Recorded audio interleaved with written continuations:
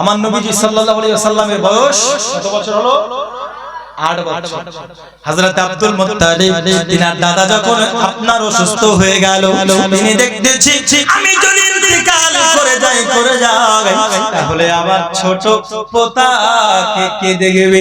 আমার ছোট পোতার তো বাবা নাই, আমার ছোট পোতার তো মা নাই, আর আমি তো ইন্তেকাল যদি করে যাই, আমাকে যদি আল্লাহ উঠিয়ে নেয় তাহলে আমার ছোট নাতিকে কে দেখবে?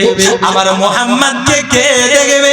এই মুহাম্মদকে যাকে আমাকে অর্পণ করে দিতে হবে। হযরত আব্দুল মুত্তালিব তিনার সন্তান আবু তালিবকে ডেকেছেন।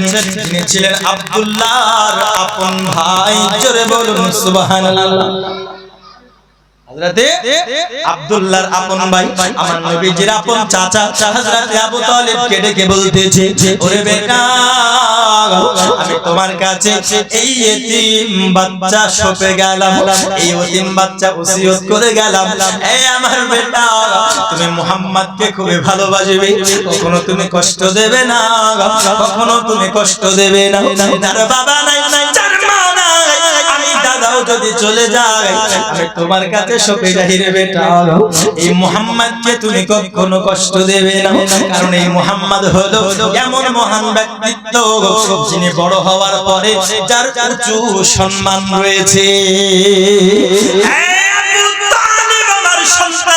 তুমি কষ্ট দেবে না, তুমি কষ্ট দেবে না, খুব ভালোবাসবে মুহাম্মদকে, তুমি তোমার সন্তানের মতো রাখবে, তুমি সব সময় নিজের কাছে রাখবে। এ বাবাজি আমার, খোদা আমার আব্দুল মুত্তালিব আমার নবীজিকে ছেড়ে ইহজগৎ থেকে পরজগৎ গমন করে গেল। আমার নবীজির চোখ দিয়ে আমার নবীজির মনটা বড় কান্না করে, গো মাবুদ, আমাকে তো বাবার মায়ের গর্ভ অবস্থাতে বাবা নিয়ে নিয়েছো, আমার মায়ের কাছে আমি থাকতাম, তুমি আমার মাকেও নিয়ে নিলে। ও মাওলা, আমি আমার দাদার কাছে থাকছিলাম, 2 বছর হয় নাই, গো মাওলা বাবা, তুমি আমার দাদাকেও নিয়ে নিলাম। গো মাওলা,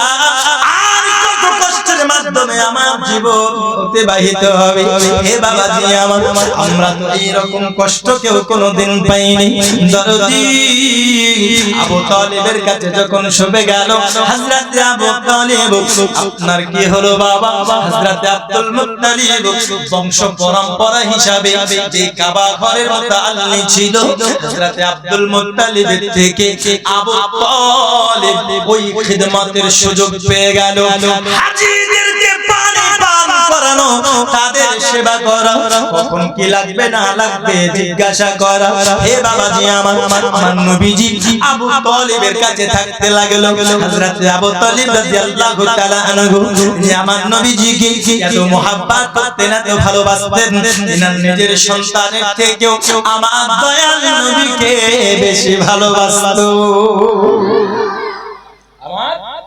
নবীকে সব থেকে নিজের আপন সন্তানের থেকেও ভালোবাসতো। বলে কেমন করে হযরত আবু তালিবের জন্য, সবার জন্য যখন দস্তরখান বিছানো হতো, খাবার যখন বিছানো হতো, আবু তালিব সরদার ছিল, ইনার জায়গাতে যদি নবী মুহাম্মদ গিয়ে বসে যেত, হযরত আবু তালিব আর অন্যান্য আপনার সেবকরা বলতো, এ মুহাম্মদ তুমি উঠে পড়ো, ওইখানে তোমার চাচা আবু তালিব বসবে।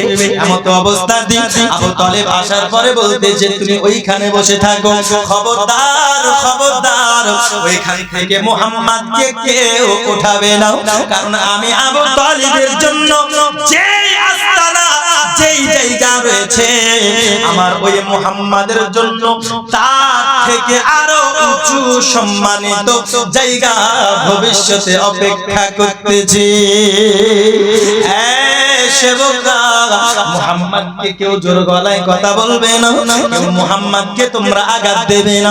হযরত আবু তালিব তিনি সব সময় আমার নবীকে সঙ্গে সঙ্গে রাখতেন। বাবা তিনার সন্তানদের থেকে আমার নবীকে, নবীর সব থেকে বেশি খেয়াল রাখতো। হে বাবাজি আমার, আমার নবীর চরিত্র এত সুন্দর ছিল। দরদি আবু তালিব যখন কাবা ঘরের হাজির তালিবের সঙ্গে যখন সেবায় নিয়োজিত থাকতো, পানি পান করাতে যেত, আমার নবীজিও আবু তালিবের সঙ্গে যেত, হাজীদেরকে পানি পান করানোর জন্য, সেবা করার জন্য যেত, তাদেরকে পানি পান করাতো। পানি পান করানোর পরে আবার তিনাদেরকে থাকার ব্যবস্থা করে দিত। আমার নবী যখন থাকার ব্যবস্থা করে দিত, আমার নবী আরো বলতো, হাজীরা, আপনারা যারা হজ করতে এসেছেন, আপনাদেরকে আমি বলি, যদি কোনো কিছুর প্রয়োজন হয় অবশ্যই অবশ্যই আমি মুহাম্মদকে স্মরণ করবে। আমি মুহাম্মদ একটু বলে দেবে, আপনাদের কোনো আদব ইহতিরাম মেহমান নওয়াজিতে যদি কম থাকে আমায় বলবেন, আমি সেটা পূরণ করে দেব। কখন কি লাগবে আমায় বলবেন, আমি পূরণ করে দেব। তো যখন হাজিরা এসেছিল, যখন হাজী সাহেব যারা হজ করতে এসেছিল, তারা বলা বলি করছে, তারা একে অপরে বলা বলি করছে, এ কে? বলছে এটা হচ্ছে আবু তালিবের ভাতিজা মুহাম্মদ, আমিনার লাল আব্দুল্লাহ লাখতে জিগার, আব্দুল মুত্তালিবের পোতা, এ হচ্ছে মুহাম্মদ। বলছে মাশাআল্লাহ, এর চরিত্র, এর ব্যবহার, এর মেহমান নওয়াজি এত সুন্দর, হজ করতে যারা এসেছে সবাই প্রশংসা করে গিয়েছে। জোরে বলুন সুবহানাল্লাহ। আমার নবী প্রশংসা করেছে। একদিন দুই দিন করতে করতে করতে করতে বাবা হযরত আবু তালিব এমন করতে করতে করতে কাবা ঘরের মুতাআল্লির সেবা করে, কখনো ব্যবসাতে যেত, আমার নবীজি কাবা ঘরের মুতাআল্লি হিসাবে আপনার হাজীদেরকে সেবা করত। এমন কোন কাজ আমার নবী করেনি। হে বাবাজি, আমার নবী কখনো বসে থাকেনি। আবু তালিবের সংসারী যখন অনাটন এসেছে, অভাব এসেছে বাবা, আমার নবীজি অন্যজনের ছাগল বকরি কি আপনার ভাড়া নিয়ে চলিয়েছে। বলে কেমন করে? আমি চড়াই, তবে মজুরি দেবে। এমন তো অবস্থা দিয়ে অন্যজনের ছাগলকে ঘাস খাওয়ানোর জন্য নিয়ে গিয়েছে, যার জন্য আমার চাচা আবু তালিব তার সংসারে যেন একটু হলেও উন্নতি হয়ে যায়। হে বাবাজি আমার, হযরত আবু তালিব কখনোই নবীকে আমার কাজ করতে দেয় না, কিন্তু আমার নবীজি ন্যায় বিচারক, তিনি আপনার কখনোই বসে থাকাটাকে নিজে সৌভাগ্যবান মনে করে না, কখনো বসে থাকাটাকে নিজের গাবারা মনে করে না। আমার নবীজি সর্বদাই কোনো না কোনো কাজে ব্যতিব্যস্ত হয়ে থাকতো। বাজি আবার আমার নবীর বয়স যখন 12 বছর হলো, আবু তালিব তিনি ব্যবসার সূত্রে শাম নগরীতে যাবে বাবা। হযরত আবু তালিবের ঘোড়ার জিব ধরে আমার নবীজি তিনি যেন বলতেছেন, চাচা গো, আপনি আমাকে আপনার সঙ্গে নিয়ে চলুন, আপনি আমার সঙ্গে নিয়ে চলুন। কয় বছর বয়স হলো? 12 বছর। কয় বছর? 12 বছর। তো 12 বছর বয়স যখন হলো, হযরত আবু তালিব তিনি ব্যবসার সূত্রে কোথায় যাবেন? শাম দেশে। কথা বুঝতে পারলেন? মক্কা থেকে শাম দেশে যাবে। তো নবী আমার ঘোড়ার লাগাম ধরে তিনি বলতেন, চাচা যান, আপনি কোথায় যাচ্ছেন? আমাকে রেখে, আমাকে এখানে রেখে আপনি কোথায় যাচ্ছেন? বলছে, ভাতিজা আমি ব্যবসায় যাব। এ মুহাম্মদ তুমি এখানে থাকো, রাস্তায় অনেক কষ্ট হয়। এখনকার মতো তো জাহাজে, হেলিকপ্টার, ট্রেন, বাস এগুলো ওই সময় ছিল না। ওই সময় ছিল, তখন উট ছিল, উটের পিঠের উপর, খচ্চরের উপরে মাল বইয়ে দিত, ঘোড়ার পিঠে উঠে যেত, কেউ কেউ গাধার পিঠে উঠেও যেত। কথা বুঝতে পারলেন? যে যেমন বহন পেত তার পিঠে উঠে যার যেরকম হাইসিয়াত, সেই রকম পশু কিনে তার পিঠের উপরে সওয়ার হয়ে এক দেশ থেকে আরেক দেশ যেত। এক দেশ থেকে আরেক দেশ যেতে কারো 1 মাস সময় চলে যেত, কারো 1.5 মাস, কারো 2 মাস, ব্যবসা করে আস্তে আস্তে 6 মাসে পেটে যেত। কথা বুঝতে পারলেন? আবু তালিব তিনি যাবেন ব্যবসাতে বাবা। হঠাৎ করে আমার নবীজি তিনি বাইনা ধরেছে, ও চাচা যান, আপনি কোথায় যাচ্ছেন? কোথায় যাচ্ছেন? আমায় কেন আপনি নিয়ে যাচ্ছেন না? তখন বলতেছে, ভাতিজা ও মুহাম্মদ ইবনে আব্দুল্লাহ, তোমায় আমি কেমন করে নিয়ে যাই বলো? কারণ রাস্তার মাঝে এত কষ্ট হবে, এত রৌদ্র হবে, তুমি হয়তো সহ্য করতে পারবে না। ও ভাতিজা মুহাম্মদ, আমি তোমায় কেমন করে কষ্ট দিতে পারি? আমার আব্বা জান তোমায় আমার কাছে আমানতের সহিত রেখে গেছে। আমার নবীজি আবু তালিবকে কোনো মতে ছাড়ে না। তখন বলতেছে, চাচা আমার মা আমায় ছেড়ে চলে গেছে, আমার বাবা আমায় ছেড়ে চলে গেছে, আমার দাদাও আমার ছেড়ে চলে গেছে, আর আমার দাদা আপনার কাছে আমায় রেখে গেছে। চাচা গো, আপনাকে যদি যেতে হয় আমি মুহাম্মদকে নিয়েই যেতে হবে,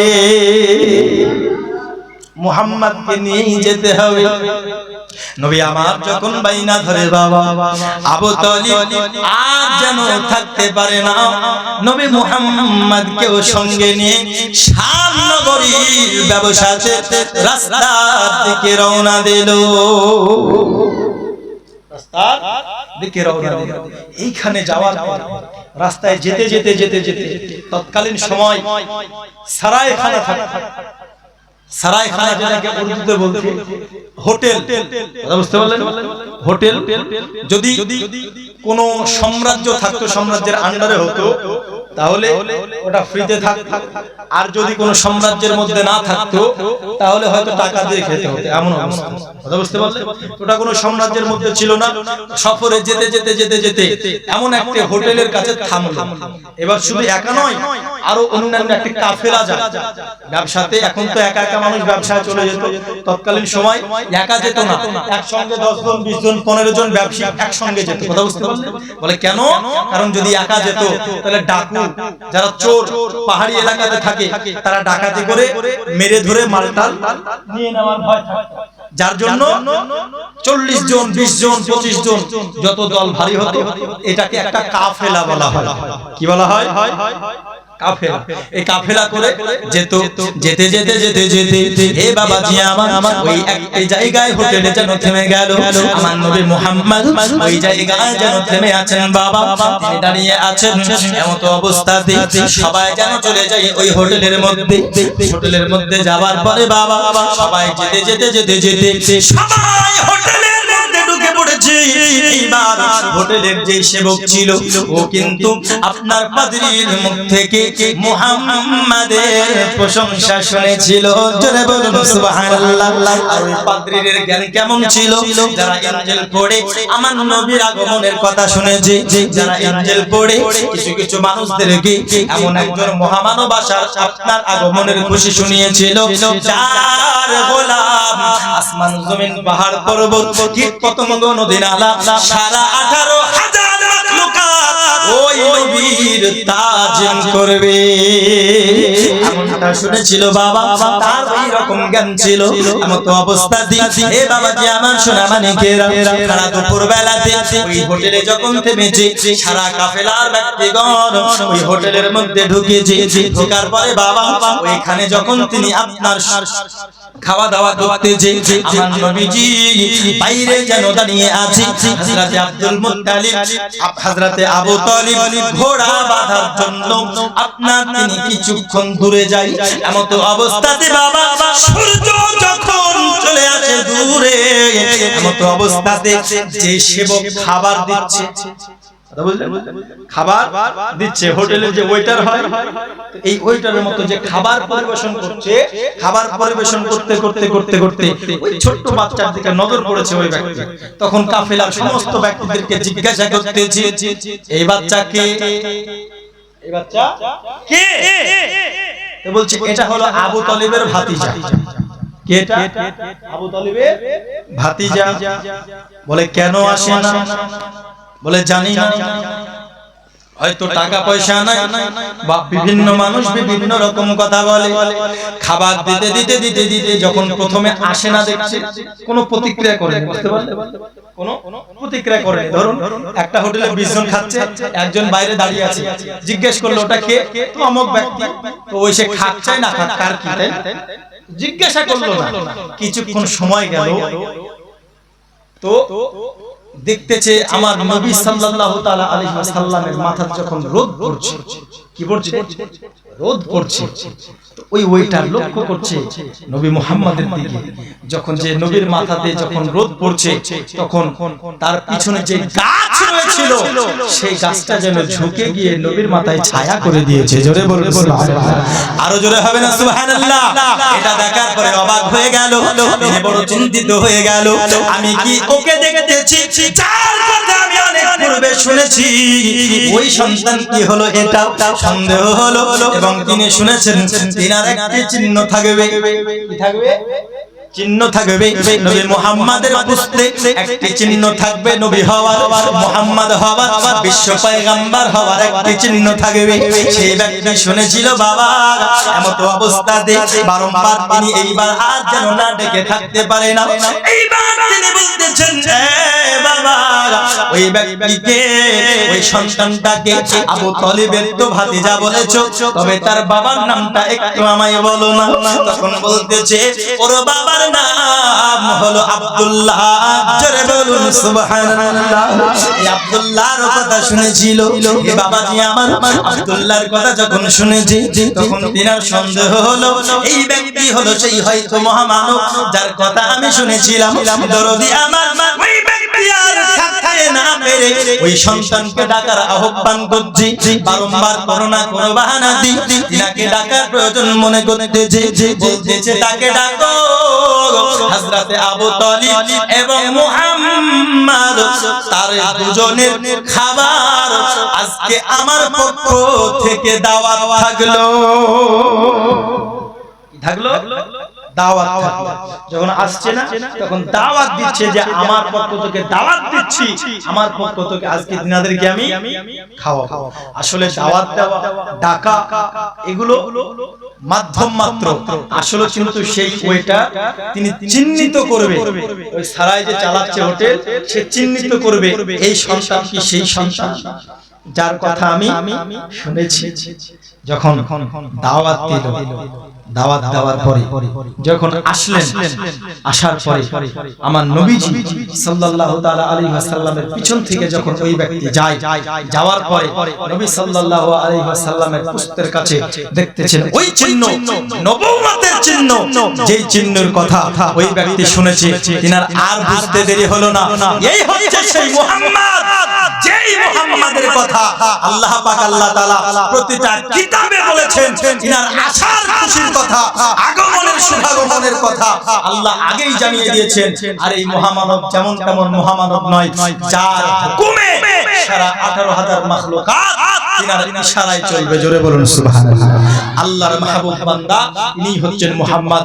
এর সম্মান, এর ইজ্জত, এর আলা মাকাম অপেক্ষা করতেছে। এই এক সময় এমন ঝান্ডা লহরাবে, ইসলামের এমন প্রদীপ জ্বালাবে, যে ইসলামের প্রদীপে, যে ইসলামের ঝান্ডায়, যে ইসলামের ছায়াতলে লাখ লাখ মুসলমান তাদের ঈমানটা নূরে নূরান্বিত করে নেবে। জোরে বলুন সুবহানাল্লাহ। আজকে আমরা সেই নবীর দেওয়া ইসলামে নিজের অন্তরকে নূরে নূরান্বিত করেছি কি করি নাই? জোরে বলুন করেছি কি করি নাই? আজকে আমরা সেই নবীর দেওয়া ইসলাম পেয়ে আমরা মুসলমান হয়েছি কি হয় নাই? জোরে বলুন না, মুসলমান হয়েছে। আব্বাজি আমার নবীজি সাল্লাল্লাহু তাআলা আলাইহি ওয়াসাল্লামের শান মান কতটা। আর আমার নবীর কথা শুধু নবী নবী হওয়ার পরে নয়, আজকে কিছু মানুষ বলে যে না 40 বছরের নবী আমার নবী, মানে 40 বছরের নবী হয়েছে, বরং 40 বছরে আমার নবী নবুয়ত প্রকাশ করেছেন। কি যে আমি নবী, এটা প্রকাশ করেছেন আমার নবী 40 বছর বয়সে। কিন্তু আমার নবীজি নবী ওই সময় ছিল যখন আদম নবীকে এখনো তৈরি করা হয়নি। জোরে বলুন সুবহানাল্লাহ। আদম নবীর শরীর তৈরি করার জন্য মাটি এবং পানিকে এখনো একত্রিত করা হয়নি। এমন অবস্থাতে আমার আল্লাহ আমার নবীকে বানিয়েছেন। আল্লাহর পরে আল্লাহর নূরে সর্বপ্রথম আমার নবীকে বানিয়েছেন। জোরে বলুন সুবহানাল্লাহ। আর জোরে বলুন না সুবহানাল্লাহ। মন যদি দিতে হয় নবীকে দিও, ভালো যদি বাঁচতে হয় নবীকে বাসো।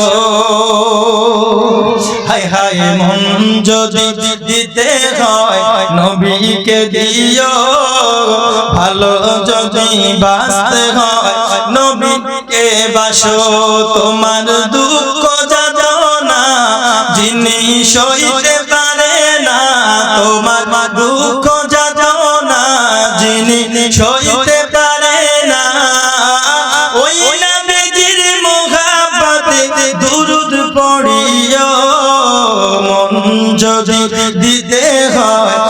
নবীকে দিও ভালো যদি বাঁচতে হয় নবীকে বাসো জোরে বলুন হায় হায় সাকারাতের বিছানাতে কি যে যন্ত্রণা সাত সমুদ্রের পানি দিলেও তৃষ্ণা মিটবে না হায় হায় সাকারাতের বিছানাতে কি যে যন্ত্রণা সাত সমুদ্রের পানি দিলেও তৃষ্ণা মিটবে না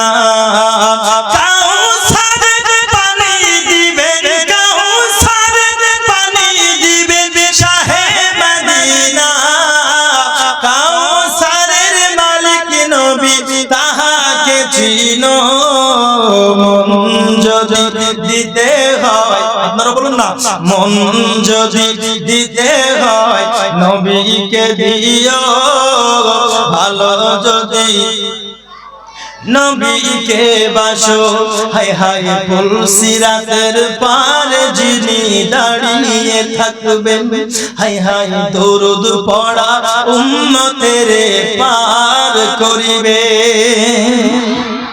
নবী দরুদ পড়া উম্মতদেরকে পুলসিরাতে পার করবে কি করবে না যারা দরুদ পড়বে না তারা পার হতে পারবে হায় হায় হায় পুলসিরাতের পারে যিনি দাঁড়িয়ে থাকবেন আহা দরুদ পড়া উম্মতের পার করিবেন নবী পাগলদের ভালোবেসে পাগলদের ভালোবেসে মনে রাখিও মন যদি দিতে হয় নবীকে দিও ভালো যদি বাঁচতে হয় নবীকে বাসো তোমার দুঃখ যাতনা যিনি সইতে পারে না তোমার দুঃখ যাতনা যিনি সইতে পারে না ওই নবীর মোহাব্বতে মিলাদ পড়িও মন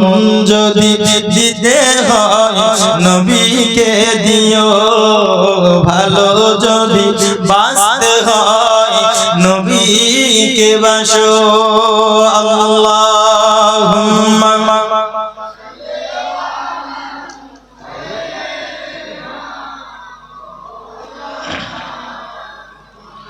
ওয়া আলা আলি সাইয়্যিদিনা